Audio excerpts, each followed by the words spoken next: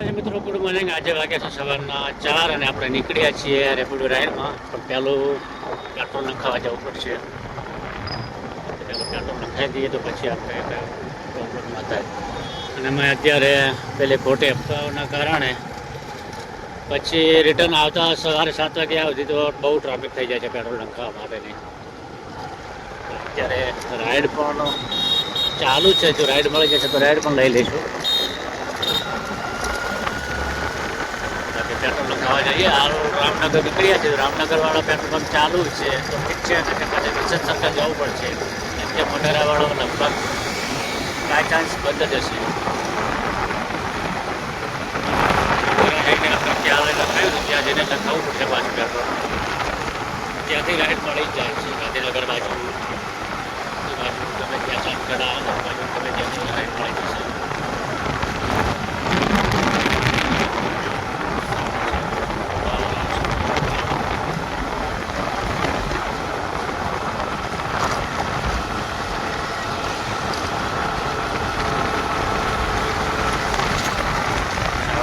લાગ્યા છે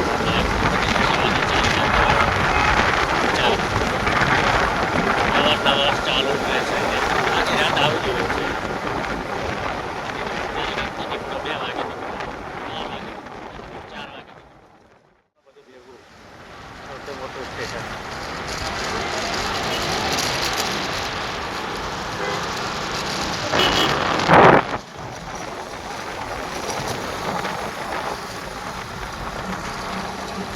આપણે આવી ગયા પાવર હાઉસ.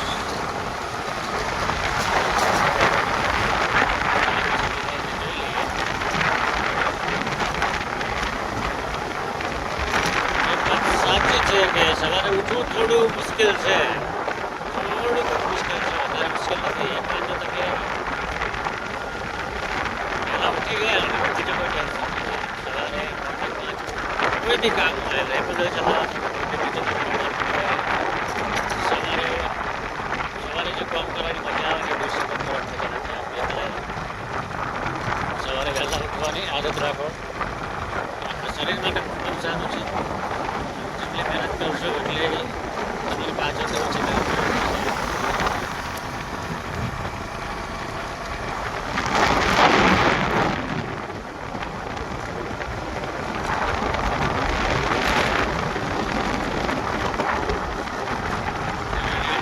બન્યા રહેજો. આપણે આગળ બતાવીશું. પેટ્રોલ પંપે પહોંચવા જ આવ્યા છે. મોસ્ટ ઓફ પ્લેસ 200 મીટર દૂર છીએ આપણે પેટ્રોલ પંપથી. જોઈએ ત્યાં પેટ્રોલ ચાલુ હોય તો ઠીક છે ને કે પછી ચટ વિલ્સન સર્કલ જવું પડશે. અને વિલ્સન સર્કલ એ આજે તો જોઈએ મળી જાય તો.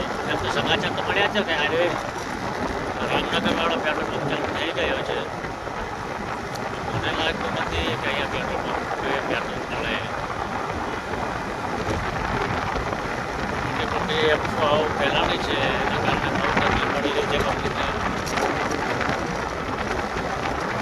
ત્યારે સોશિયલ મીડિયાનો સારો ઉપયોગ થાય છે પણ એનો તમે યુઝ બરોબર ના કરો તો એનો દુરુપયોગ પણ બહુ થાય છે. જો પેટ્રોલ પંપ બંધ છે, ક્લોઝ.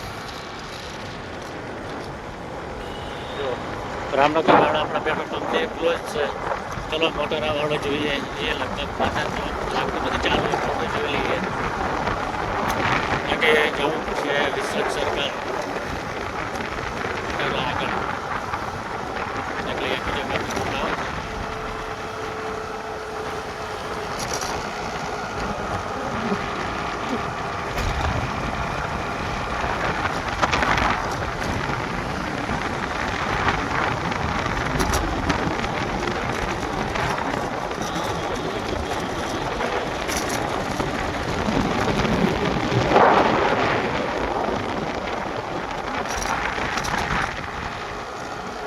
નરેન્દ્ર મોદી સ્ટેડિયમ જવાનો રસ્તો છે. એ બાજુની લાઈન મળશે.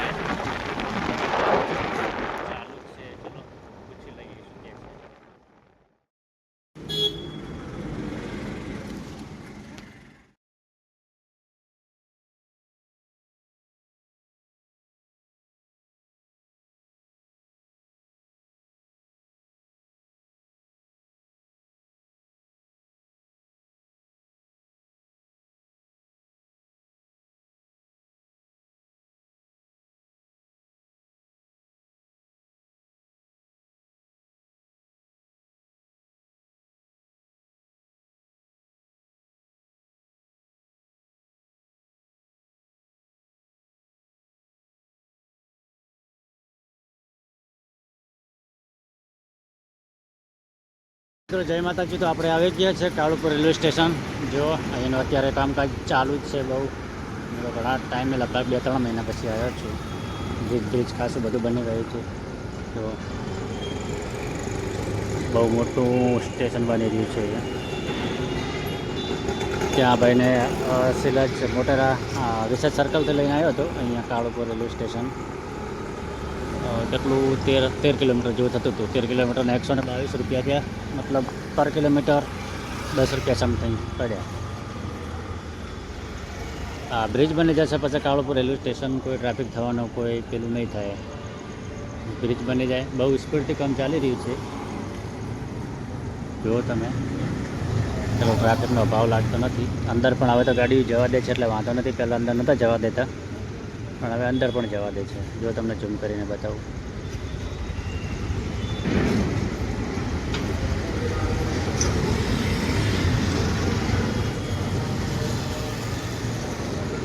અંદર જવા દે છે એટલે વાંધો નહીં, કંઈ વાંધો નહીં. આપણે અહીંથી હવે ક્યાં રાઈડ મળે છે, અહીંની પછી જ્યાં એન્ડ થશે ત્યાં તમને હું ત્યાંની અપડેટ આપીશ.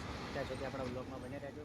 કાંઈ જ આપણને કાળુપુર રેલવે સ્ટેશનથી મળતી રાણીપની, અને રાણીપથી પાછા ન્યૂ રાણીપથી આપણે રાઈડ મળી છે ઉબેરમાં થલતેજની. તો આપણે થલતેજ જઈને બેઠા છીએ અત્યારે, જોઈ શકો છો તમે. થલતેજ જઈને બેઠો છું, ત્યાંથી ન્યૂ રાણીપથી મને રાઈડ મળી હતી 95 રૂપિયાની. અને હાલ તો જુઓ અહીંયા હું બેઠો છું થલતેજ. તો અહીંયા આપણે રાહ જોઈને બેઠા છીએ. અહીંથી આપણને ક્યાંની રાઈડ મળે છે, કેમ કે આજે રાઈડ એટલી બધી મળી નથી. આવ્યા હતા થલતેજથી અહીંયા ઉસ્માનપુરા લઈને આવ્યા છે આપણે.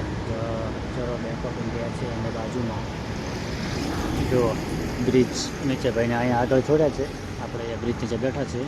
તો રેપિડો રાઈડ હતી. હવે આપણે અહીંયાથી ઘરે જ જવાનું છે, કેમ કે હવે 6:30 તો વાગી ગયા છે. એટલે આજે થોડા વહેલા ઘરે જવાનું છે. તો આપણે આજનું એ રાઈડ અહીંયાથી પૂરી કરીશું.